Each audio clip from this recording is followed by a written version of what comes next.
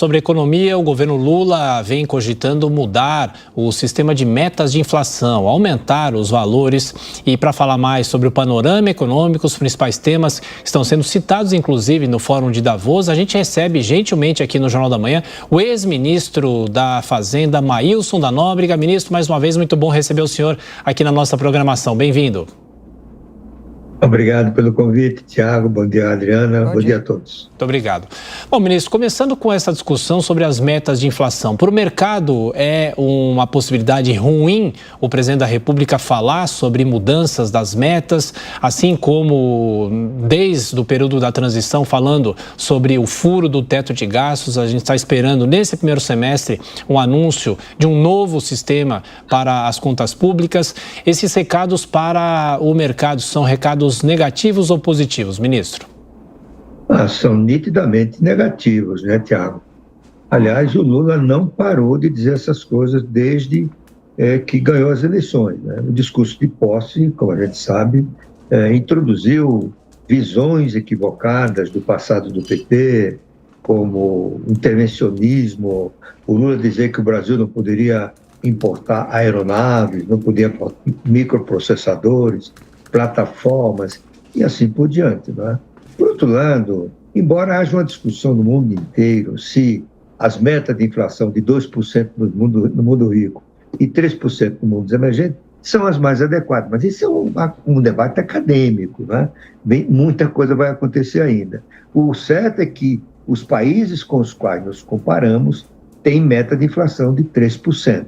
E é por isso que o Conselho Monetário decidiu o ano passado, se não me engano, dá uma trajetória, né, para chegar a 3%, que é a partir de 2024, certo? Falar em 4,5% a essa altura, só porque foi no tempo do Lula, isso não faz o menor sentido, né? Isso é um assunto extremamente técnico, que tem que ser resolvido com muita responsabilidade, porque está em jogo também o interesse dos consumidores, dos trabalhadores. Quanto maior a taxa de inflação, maior a volatilidade na economia, nos preços, maior a pressão para redução de salário, digamos assim, em termos reais, né? Então, meta de inflação mais alta, nós já sabemos disso no Brasil, né? Ela acaba prejudicando, em última análise, os pobres, que são aqueles que não têm como se defender de uma alta continuada e elevada dos preços, né? Que são justamente os grupos que o Lula quer defender. Ainda nas medidas econômicas, ministros, a gente acompanhou nessa semana Lula em reunião com as centrais sindicais falando sobre isentar de imposto de renda quem ganha até R$5.000 por mês, e ele repete algumas vezes, já desde a campanha, o lema sobre colocar os pobres no orçamento, os ricos no imposto de renda. Essa fórmula, ele pode dar certo no país? Ele se distancia, assim, do empresariado, por exemplo? Olha, Adriana, em primeiro lugar, o Lula mostra mais uma vez que o PT é um mestre na criação de clichês, de slogans, né? Essa história que o pobre no orçamento é para enganar trouxa, tá certo? Porque o pobre nunca saiu do orçamento desde o governo Sarney. Os programas sociais dirigidos aos pobres começaram no Brasil no governo Sarney, que criou um programa para fornecer 1 litro de leite diário a 10 milhões de crianças. Depois vieram o Bolsa Escola, o Bolsa Gás e assim por diante. Depois o Bolsa Família, né? Então, nenhum desses programas desapareceu do orçamento, né? Então, dá a impressão que chegou aqui um governo malvado e tirou todos os pobres do orçamento. Isso não aconteceu, certo? Segundo lugar, essa história do salário mínimo, eu acho que você mencionou também, né, essa história do salário mínimo. Olha, nada contra, né, dar aumento de salário mínimo, todos nós somos favoráveis a isso, né? Só que tem que fazer isso verificando se é possível, se isso não gera danos à economia e aos próprios trabalhadores que ganham salário mínimo. Já há estudos mostrando que os aumentos reais do salário mínimo que ocorreram nos governos do PSDB e do PT, o salário mínimo aumentou 170% acima da inflação nesse período. Já se situa esse valor no nível acima da produtividade, o que significa dizer que as empresas terão dificuldade em contratar salário mínimo, porque ou a produtividade, ou seja, a contribuição do trabalhador para a empresa não será a esperada. E aí você pode ter o primeiro efeito do aumento real do salário mínimo, que é o aumento da informalidade e provavelmente do desemprego. Segundo lugar, tem um defeito na Constituição de 88 que impacta com essas ações a Previdência Social. Isto é, pela Constituição, os benefícios previdenciários são reajustados pelo menos pelo salário mínimo, certo? Em todo o mundo, aumento real de remuneração ocorre para trabalhadores na ativa, porque eles estão gerando produtividade, eles estão gerando desenvolvimento, eles estão gerando lucros para as empresas e remuneração para eles, né? Os aposentados já saíram do mercado e, portanto, no mundo inteiro, qual é o benefício do aposentado? É ajustar ou reajustar a sua aposentadoria ou pensão, no caso de herdeiros, pela inflação. E aí o que aconteceu no Brasil? Esse aumento de 170% acima da inflação teve um impacto terrível sobre os gastos previdenciários, né? E, por exemplo, o Brasil gastava em previdência, em 1987, um ano antes da Constituição, 4% do PIB. Este ano nós gastamos 14% do PIB. Para você ter uma ideia, a China gasta 2%, 3% com previdência social. A Itália, 14%, tanto quanto no Brasil. Só que a Itália tem duas diferenças em relação ao Brasil. Primeiro, é um país onde a participação dos idosos na sociedade é o dobro da brasileira. Segundo lugar, é um país rico, certo? Então, certamente queremos o melhor salário para o trabalhador de menor qualificação.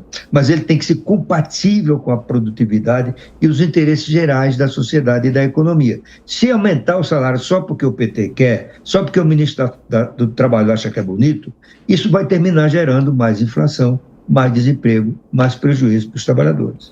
Ministro, o senhor sabe que o mercado de trabalho é influenciado por vários fatores e o IBGE divulgou que o desemprego caiu para 8,1%, menor nível em 7 anos, mas já começa a apresentar uma desaceleração. Qual o quadro do trabalho no Brasil? O que mais pode ajudar na criação de postos de trabalho e não haver essa perda de força como os economistas mesmo já acham que vai acontecer nesse semestre, inclusive?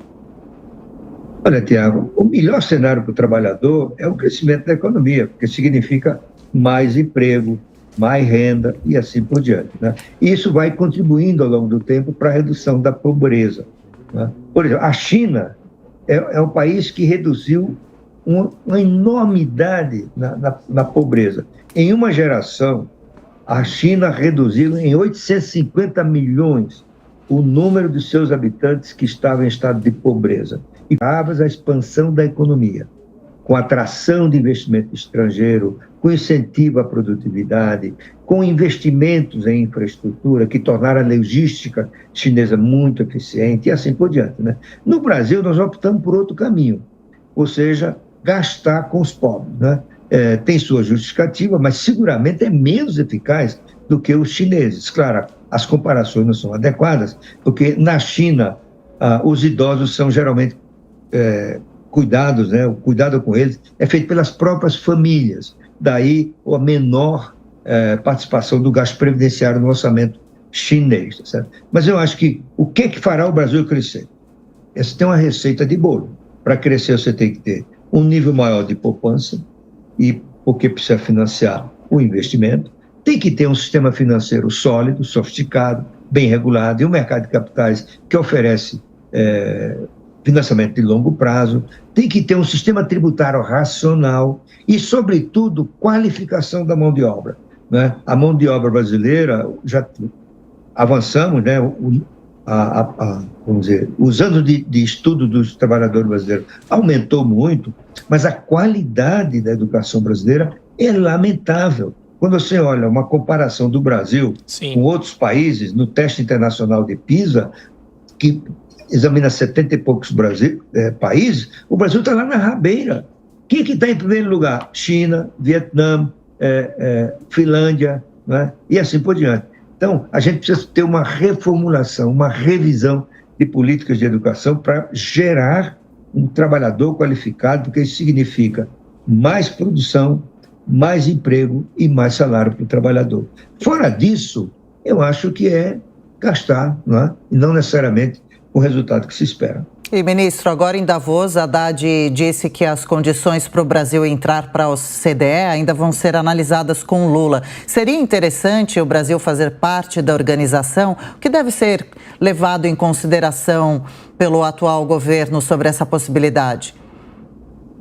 Olha, o Brasil só tem a ganhar entrando para a OCDE, certo? Porque se o Brasil se tornar membro da OCDE, isso é um selo de qualidade, digamos assim, né?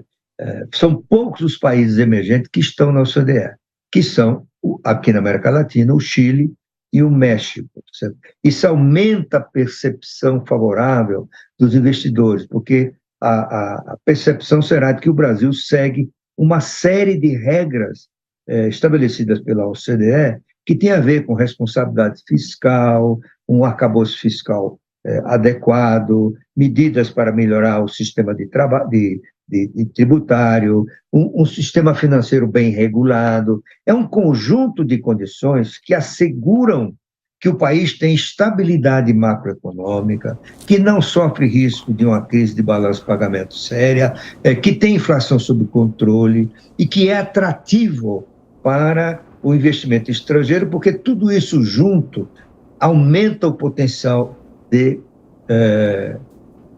expansão da economia. E quanto mais expande a economia, mais se amplia o mercado, maior o interesse das empresas nacionais e estrangeiras de investir em suas áreas de especialidade no Brasil. Certo? No governo do Lula, né, a diplomacia do Lula andou trabalhando contra isso, né? A ideia de que o Brasil não precisava estar na OCDE, vendo isso como uma coisa neoliberal, né? Um erro, né? O Brasil já podia estar na OCDE Sim. há muito tempo. O Brasil não tem nada a perder estando na OCDE. Isso não vai afetar a nossa soberania, isso não vai afetar os interesses do país, isso não vai afetar os nossos recursos naturais, isso só vai beneficiar o país. Eu espero que o ministro Haddad, que tem tido um discurso muito responsável, né? Ele tem sido muito bem recebido, tanto pelos mercados do Brasil quanto agora em Davos, né? O discurso dele lá foi muito coerente. Você tem a dúvida se ele vai conseguir avançar em todas essas coisas que ele está falando, porque vai depender do PT, vai depender do Lula,